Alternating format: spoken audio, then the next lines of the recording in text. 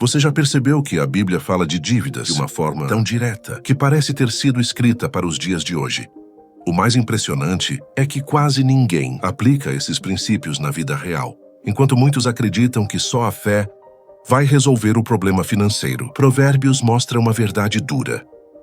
Orar sem agir com sabedoria é como tentar apagar um incêndio jogando gasolina nele. E aqui está o paradoxo, que poucos percebem. Quanto mais as pessoas correm atrás de crédito fácil, cartões com limite alto e financiamentos intermináveis para se livrarem da sensação de falta, mais presas elas ficam. É como afundar na areia movediça enquanto tenta se salvar. E se eu te dissesse que a própria palavra de Deus já revelou, há milhares de anos, porque as dívidas são uma forma moderna de escravidão, e mais como você pode se libertar delas, não com truques milagrosos ou fórmulas mágicas, mas com princípios eternos que funcionam em qualquer época, em qualquer economia. Guarda isso, porque nos próximos minutos você vai descobrir algo que pode mudar completamente sua relação com o dinheiro. Hoje você vai entender o que Provérbios realmente ensina sobre dívidas, porque continua tão atual mesmo depois de milênios, e como aplicar isso de forma prática pode ser exatamente a chave que faltava para você viver em liberdade financeira e emocional. Então fica comigo até o final, porque tem uma reviravolta aqui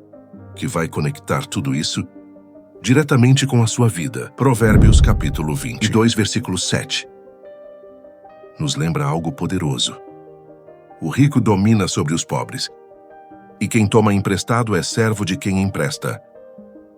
Pare por um segundo e pensa nisso. Essa frase foi escrita há milhares de anos, mas soa tão moderna que poderia estar estampada na manchete de um jornal econômico hoje. Pense nos cartões de crédito.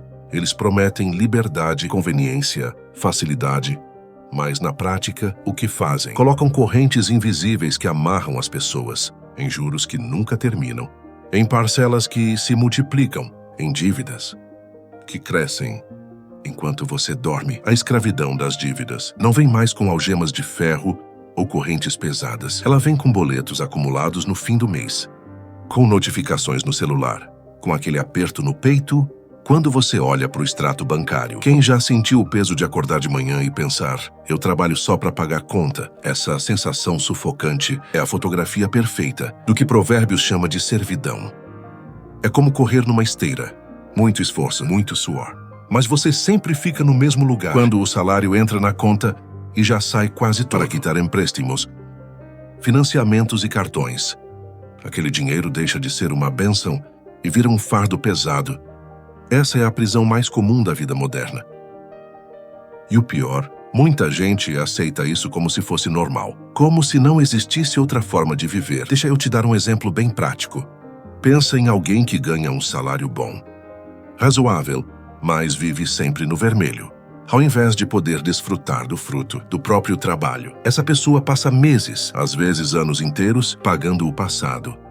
É como tentar dirigir um carro olhando só pelo retrovisor. O futuro nunca chega, porque o passado está consumindo tudo. Toda a energia, todo o recurso, toda a paz. E aqui está o ponto que muita gente não percebe. Provérbios não está apenas descrevendo um cenário antigo de escravos e senhores. Ele está diagnosticando com precisão cirúrgica o mal silencioso, que ainda aprisiona milhões de pessoas hoje, neste exato momento. Mas espera aí, porque tem mais. Se a dívida é uma prisão, então a promessa de dinheiro fácil é a isca perfeita para te levar até lá. Provérbios, capítulo 13, versículo 11, diz algo que deveria estar escrito. Em cada agência bancária do país, a riqueza adquirida às pressas diminuirá, mas quem ajunta, pouco a pouco, terá aumento. O que isso significa na prática do dia a dia? Significa que aquilo que parece ser dinheiro fácil, rápido, sem esforço, quase sempre acaba saindo muito mais caro do que a gente imagina. Parcelamentos que não terminam nunca. Financiamentos de longo prazo com juros mascarados. Empréstimos com taxas escondidas nas letras miúdas. Tudo isso vem embalado como solução rápida, como uma tábua de salvação. Mas, na verdade, se transforma numa armadilha mortal. É como construir uma casa na areia. No começo parece firme, bonita até confortável. Você olha e pensa, consegui, estou no caminho certo. Mas quando vem a primeira tempestade da vida, menos uma perda de emprego, uma doença inesperada, Qualquer emergência que você não planejou. Tudo desmorona de uma vez. Dívida feita na pressa, na emoção, no impulso, é uma promessa de futuro, que simplesmente não se sustenta no presente. E presta atenção nisso. Provérbios já alertava sobre esse perigo, muito antes da existência de cartões de crédito rotativo, de bancos digitais, de aplicativos que te oferecem crédito em 3 cliques. Um exemplo que todo mundo conhece, aquela pessoa que financia o celular de última geração.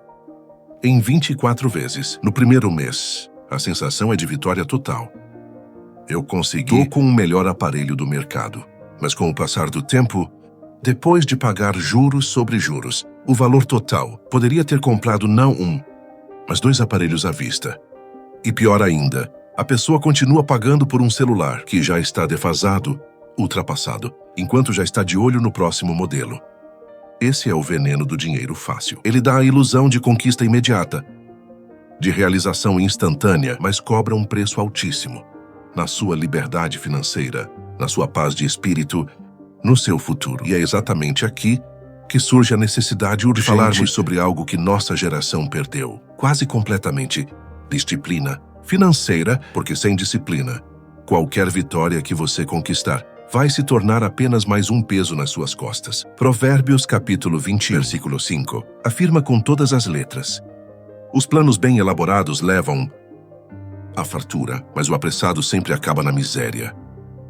Essa frase parece que foi escrita especificamente para nossa geração. Vivemos num tempo onde o impulso manda mais do que o planejamento. Basta um clique para parcelar. Basta uma propaganda bem feita para convencer.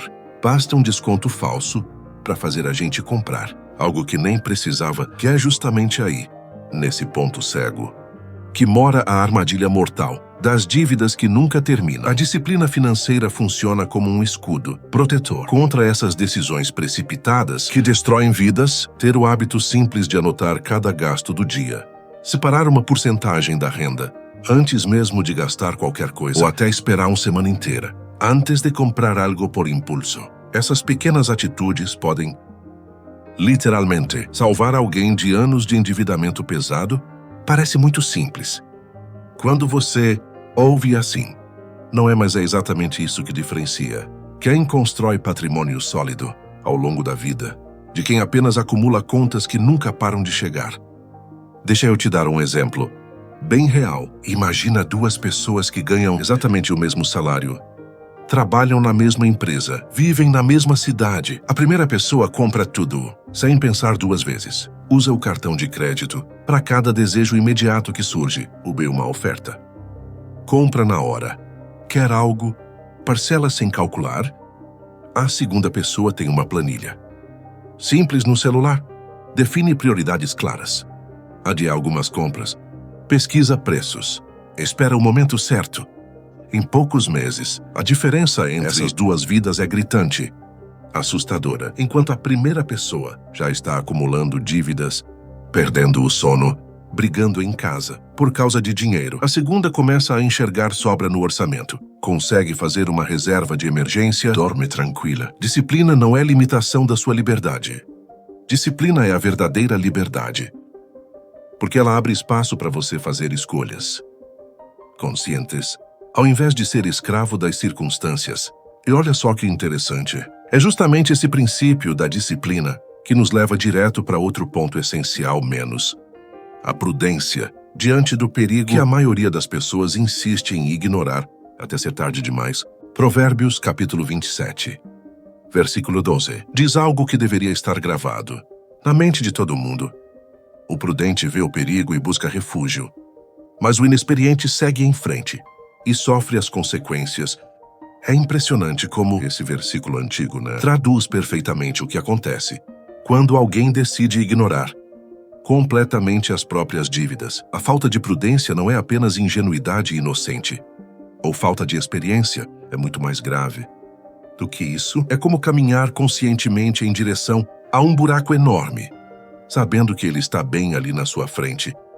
E mesmo assim, continuar andando. Muita gente enxerga claramente o sinal de alerta. As faturas começam a se acumular. Os juros crescem mês após mês.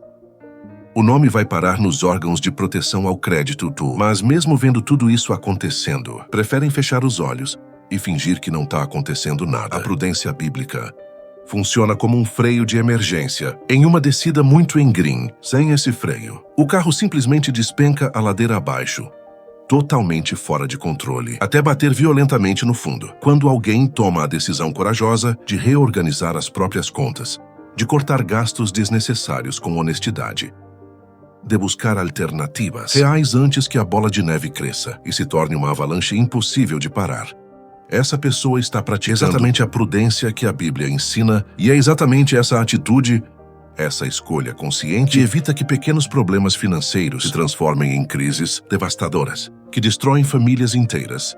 Um exemplo bem prático que acontece em milhares de lares. Todos os dias, uma família percebe que o orçamento do mês não está fechando mais. As contas estão maiores que a renda. Nesse momento crucial, eles têm duas escolhas. A primeira é continuar fingindo que está tudo bem, empurrando o problema com a barriga, pegando mais crédito para pagar crédito antigo. A segunda é sentar, olhar os números de frente e tomar decisões difíceis, mas necessárias, reduzir as saídas para restaurantes, renegociar as dívidas existentes antes que virem bola de neve imparável, cortar assinaturas que não são essenciais.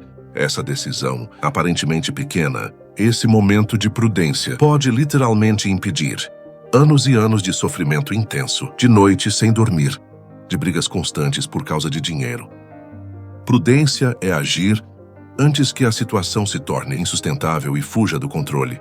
Não é esperar o pior acontecer, para depois tentar consertar os cacos. Mas espera, porque tem algo aqui que vai te surpreender.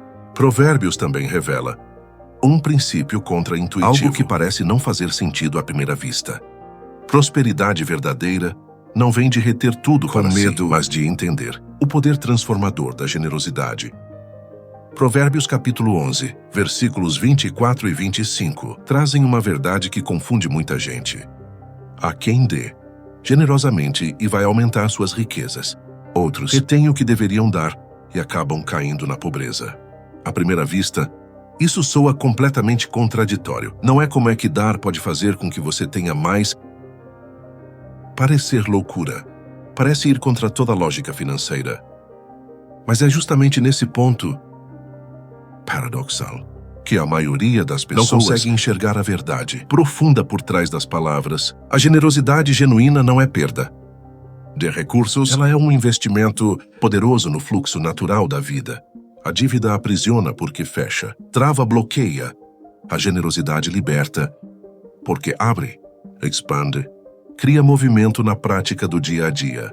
Pensa em alguém que, mesmo estando endividado, carregando o peso de contas atrasadas, ainda assim encontra uma forma de doar seu tempo, compartilhar seu conhecimento, ou até mesmo dar uma pequena quantia para ajudar alguém em situação pior. Esse gesto aparentemente simples e pequeno, muitas vezes gerará conexões inesperadas, abre portas que estavam completamente fechadas, cria oportunidades que você nem imaginava que existiam. É como plantar sementes em diferentes tipos de solo. Algumas vão germinar rápido e dar frutos logo, outras vão demorar mais tempo para brotar, mas todas elas têm potencial real de frutificar e multiplicar. E esse princípio poderoso de fluxo constante é exatamente o oposto da mentalidade de escassez, de medo, de acúmulo desesperado, que mantém tantas pessoas presas no ciclo vicioso das dívidas.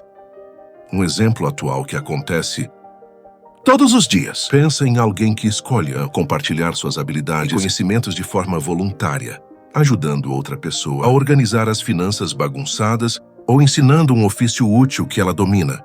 Esse ato de generosidade abre portas invisíveis que nenhum empréstimo bancário, nenhum cartão de crédito, nenhum financiamento poderia jamais abrir. Salomão, o homem mais sábio que já existiu, entendeu algo profundo. Prosperidade real e duradoura não é sobre acumular tudo para si, com medo de perder. É sobre fazer circular, sobre compartilhar, sobre multiplicar, através da generosidade. E olha que interessante. É justamente aqui que surge outro ensinamento poderoso de Provérbios. Menos a constância e a disciplina diária, que transformam pequenas atitudes, aparentemente insignificantes, em resultados gigantescos ao longo do tempo. Provérbios capítulo 6, versículos 6 a 8, nos lembra de um exemplo simples, mas poderoso da natureza. Observe a formiga preguiçoso. Reflita nos caminhos dela e seja sábio.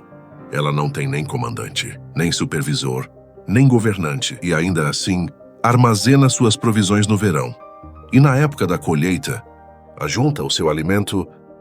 Esse exemplo humilde da formiga trabalhadora mostra com clareza cristalina que prosperidade verdadeira não nasce de grandes saltos dramáticos, de golpes de sorte, de ganhos repentinos.